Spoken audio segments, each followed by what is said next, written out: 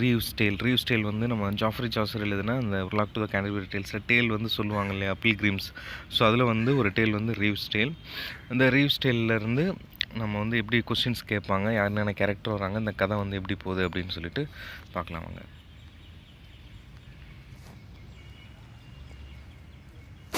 Okay, இதில் வந்து main characters வந்து யாருன்னு பார்த்தீங்கன்னா 2 ஸ்டூடெண்ட்ஸு, அப்புறம் வந்து ஜான், அப்புறம் அல்லியான். அந்த 2 ஸ்டூடெண்ட் நேம் வந்து ஜான் வந்து அல்லியான். இவங்களோட ஹாபிஸ் வந்து என்னென்னு பார்த்தீங்கன்னா திருடிட்டு தான் இருப்பாங்க. திருடிட்டு அவங்களுக்கு வேண்டியதை வந்து எடுத்து இது பண்ணிகிட்டே இருப்பாங்க. அப்புறம் வந்து இதில் வந்து ரீவ்ஸ் வந்து டிஸ்ஹானஸ்ட் மில்லர் டேல் சொன்னால் பார்த்தீங்களா, அதை வந்து அவன் சொன்ன மாதிரியே அந்த மில்லரை தான் எடுத்து டிஸ்ஹானஸ்ட் மில்லர், நான் அவங்கள பற்றியே ஸ்டோரி சொல்கிறேன்னு சொல்லிட்டு ரிவ்யூ என்ன பண்ணுவான், அந்த பில்கிரிம்ஸில் ஒரு ஆளாக ஸ்டோரி சொல்ல ஆரம்பிப்பான். ஸோ இது வந்து அப்புறம் வந்து இந்த டிஸ்ஹானஸ்ட் மில்லருக்கு வந்து ஒரு ஒய்ஃப் அண்ட் டாட்டர், அப்புறம் பேபி சன் 3 பேர் வந்து இருப்பாங்க. ஸோ இதுதான் வந்து ஸ்டோரி, நல்லா பார்த்துக்கோங்க. 2 ஸ்டூடெண்ட்ஸ், அவங்க நேம் வந்து ஜான், அப்புறம் அல்லியான்.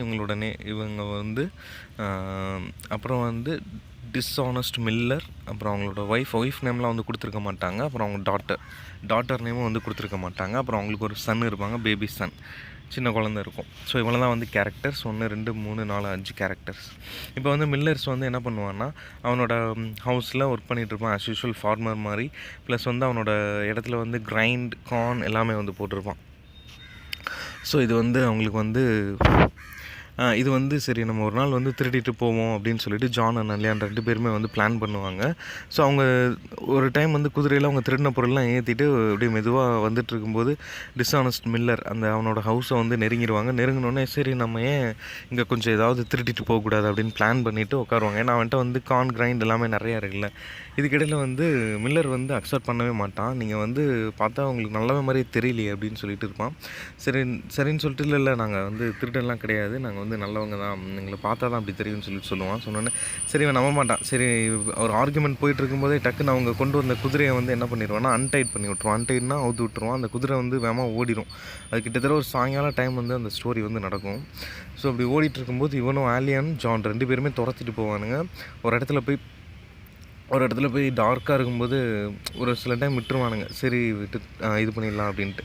திரும்ப வந்து ரொம்ப டார்க் ஆனோன்னு எங்களால் ரொம்ப தூரம் வந்து போக முடியல, எங்களுக்கு வந்து உங்கள் வீட்டிலே தங்குறதுக்கு இடம் வேணும் அப்படின்னு சொன்னோன்னே ஜான் அண்ட் அல்லியானுக்கு வந்து இங்கே வந்து ஒரே ரூம் தான் இருக்குது, ஒரே ரூமில் தான் எல்லாருமே வந்து தூங்க போகிறோம், சின்ன ரூம் தான் பரவாயில்லையான்னு சொன்னோன்னே இவங்க 2 பேரும் அக்செப்ட் பண்ணிக்கிடுவாங்க. யார் மில்லர்கிட்ட வந்து ஜான் அண்ட் ஆலியான் 2 பேருமே வந்து கேட்பாங்க. அக்செப்ட் பண்ணோடனே சரின்னு சொல்லிட்டு அவனும் அக்செப்ட் பண்ணிடுவான். இப்போ வந்து ஜானும் தூங்கிடுவான்,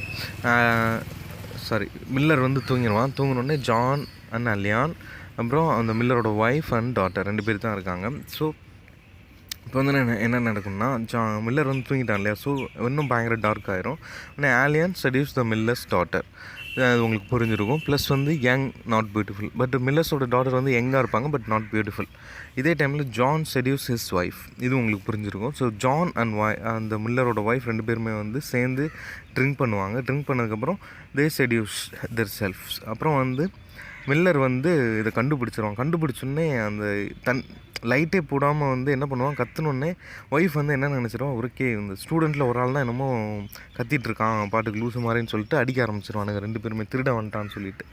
இப்போ வந்து என்ன ஆகும்னா, அவனோட ஒய்ஃப் வந்து his wife thinking that his husband is actually one of the student.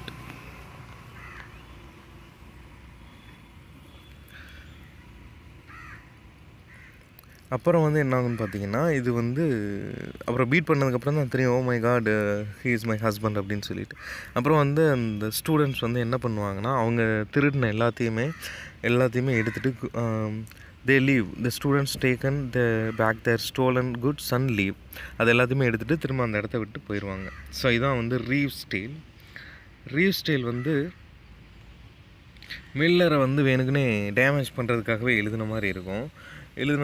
அதை தான் இந்த இடத்துல வந்து சொல்ல வராங்க. இதுவும் வந்து ஒரு ஃபேமிலி அப்படின்னா அவங்களுக்கே தெரியும், ஒரு ஷார்ட் ஸ்டோரி, ஆனால் காமிக்கலாக கொண்டு வந்திருப்பாங்க. ஓகேங்களா? ஓகே, அவ்வளோதான் அந்த ரீவ்ஸ் டேல். அதுக்கப்புறம் என்னென்ன டேல் எப்படி வருதுன்னு சொல்லிட்டு பார்க்கலாம்.